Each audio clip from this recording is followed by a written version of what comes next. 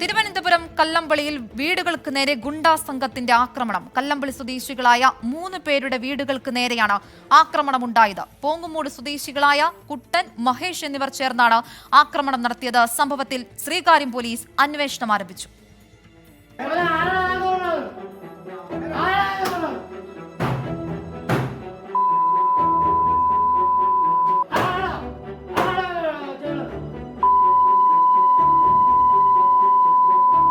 ശ്രീകാര്യം കല്ലമ്പള്ളിയിൽ ഇന്ന് പുലർച്ചെ 2 മണിക്കാണ് സംഭവം.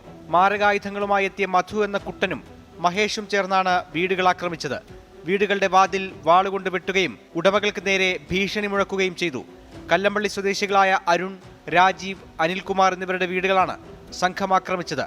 ഇരുവരും സ്ഥലത്ത് സ്ഥിരം പ്രശ്നമുണ്ടാക്കുന്നവരാണെന്നും നിരവധി കേസുകളിൽ പ്രതികളാണെന്നും നാട്ടുകാർ പറഞ്ഞു.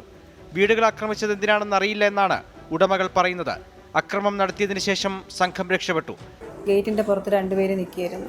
അവരുടെ കയ്യിൽ ഒരു ഇരുമ്പ് കമ്പി ഉണ്ടായിരുന്നു. ആ കമ്പിയിട്ട ഒരു ഗേറ്റിൽ ശക്തമായിട്ട് അടിക്കുകയായിരുന്നു. അങ്ങനെ ഞാൻ ഇപ്പം വിചാരിച്ച് ഞങ്ങളെ ഉണർത്താൻ വേണ്ടിയായിരിക്കും അടിക്കണമെന്ന് വിചാരിച്ച് വീട്ടിനകത്ത് എൻ്റെ ഹസ്ബൻഡിൻ്റെ അടുത്ത് ഞാൻ പറഞ്ഞു, ആരോ പുറത്ത് വന്ന് നിൽക്കണം 2 പേര് എന്ന് പറഞ്ഞു. അങ്ങനെ ഇറങ്ങി ലൈറ്റ് വിട്ടിട്ട് ഇറങ്ങി മുറ്റത്തിൻ്റെ പകുതി വരെ പോയപ്പോഴാണ് അവർ ചീത്ത വിളിയും കമ്പിയിൽ അടിക്കുകയും ചെയ്തു. ശ്രീകാര്യം പോലീസിന് നൽകിയ പരാതിയുടെ അടിസ്ഥാനത്തിൽ കേസെടുത്തിട്ടുണ്ട്. പ്രതികൾക്കായുള്ള അന്വേഷണം പോലീസ് ഊർജിതമാക്കി. 24 തിരുവനന്തപുരം.